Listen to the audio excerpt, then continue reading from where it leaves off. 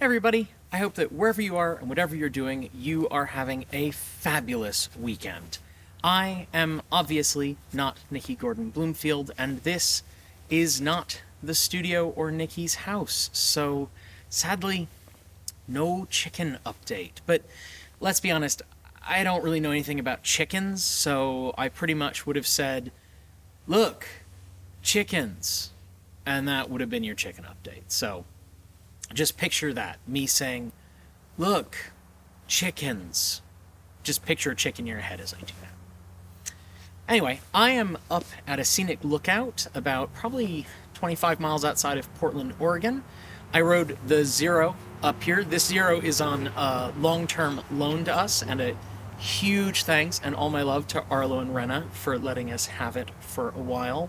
There's going to be a lot more content with the Zero coming up, actually. And hopefully I'm going to get home after this. But I didn't have the Zero fully charged when I left. And right now it says that it has 1 mile less range than it's going to take me to get back to my house. That said, it's largely downhill for a good stretch, so I'm optimistic. I'll let you know in the video description or the comments if I made it or not. And actually, the Zero has a lot to do with what I want to talk about today. And that's picking yourself up and dusting yourself off when you fall. In my case, pretty literally. I have been riding motorcycles since 2010. It was my 30th birthday, early midlife crisis thing. I hopped on Craigslist on my birthday, found a staggeringly wretched 1978 motorcycle, which the owner thought had a busted headlight because it was so old that it had a headlight on switch. And I had trucked it home and decided that I was going to learn to ride it, and I did, and I rode that bike, and I really loved it, but it was in terrible shape. And it is a miracle that I never crashed it. I got rid of it when it started just blowing oil out the head seals. But I've been riding for a long time. I took many years off riding, in part because my tics got worse, and I didn't entirely know how I was going to balance ticking and riding. I have since sort of figured that out.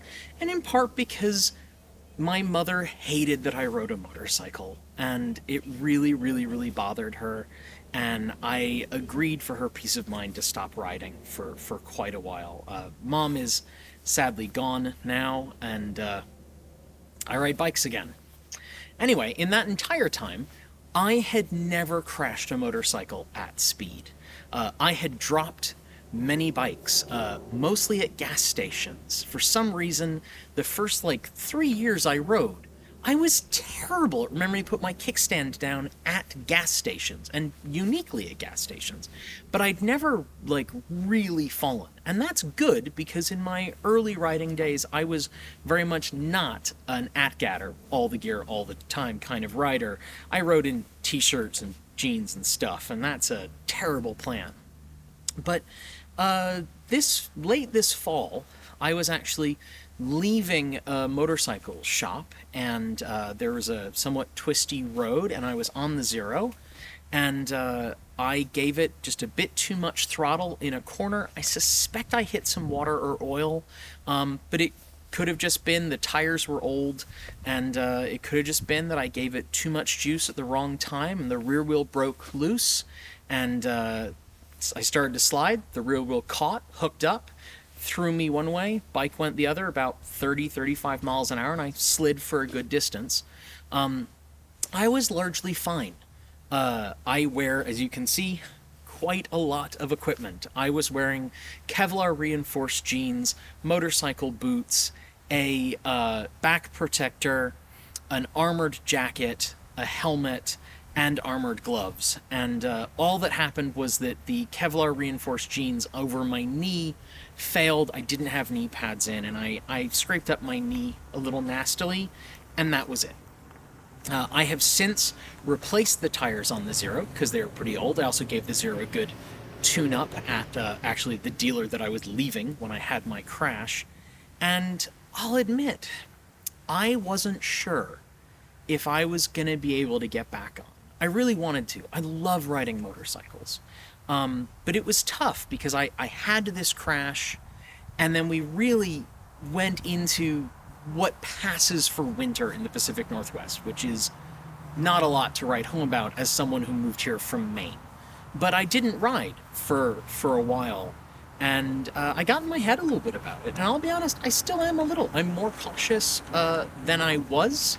I'm still getting my legs back under me, but I am back to riding. I ride the Zero, which I have named Legion because it didn't have a name when it came to me. And I also ride Raya, my 1997 BMW R850R, because the Zero only has so much in the way of range, and sometimes I want to go more than 50 miles, which is about what it's good for fully charged. And it's been a sort of emotional journey for me of figuring out how to get back to it and feel safe and have fun having had this accident. And it really made me think about other times when I've had to sort of pick myself up, brush myself off, and get back on the horse, so to speak, though I haven't ridden a horse since I'm like 6. Super allergic. So, I mean, before coming to Transport Evolved, I was working as a professional photographer, and I went to college to study photography and didn't get into the program once I got to college because the type of photography I did didn't fit with what the director of the program wanted. And for the first time in many, many years, I put away my camera and I didn't pick it back up again for a few years, and then really made the decision that I needed to do that. And even in my time at Transport Evolved, I've had times when I've really struggled. Some of the reception to some of my work has been more positive and negative, and more negative than positive at times, and really having to say, you know, okay, I'm gonna move on. So it got me thinking, how do you do that? What is that like for you? Are there things where you have failed or fallen in some way and then said, you know what? That's okay. I'm done with that, which I personally think is totally fine. And are there other times that you have failed or fallen and then said, no, I'm gonna get back on this metaphorical or actual horse? And if so, how did you do that? How did that work out for you? What was that journey like? I'd love to hear about it in the comments. So I hope you have a wonderful weekend, and I apologize, I don't have the credits in my head, so I'm going to have to use my trusty phone. So thanks on behalf of the entire T crew go out to the folk on my right for being our $15 to $49 a month supporters. Special thanks to our $50 a month supporters, Chris Maxwell, Bennett Elder, Brian Newton, Dave Kitchen, Michael Goad, Ricky DeYoung, Andrew Martin, Guido Drohada, Brophy Wolf, Tezin Legong, Gordon C., Stephen O'Donohue, Kyle Hodson, Anthony Coates, Regine Fellows, Rory Litwin, Anonymous Freak, Jim Burness, Zachary Courtney, Chris Ascenta, Denny Hyde. And our deepest gratitude to our $100 a month Patreon supporters, Marcel Ward, Reggie Watts, Joe Bresney, JP Figureback, Will Grayland, Matthew Drobnak, John Lyons, Christopher Lee Jones, Andrew Glenn, Paul Conway, Ellery Hensley, and Ian. If you're feeling left out, you can join Patreon at the link below. You can join right here on YouTube. You can also support us through Bitcoin, Ko-fi, or our cool swag store, and all those links are in the video description, of course, as always. So thanks for joining me, and keep evolving!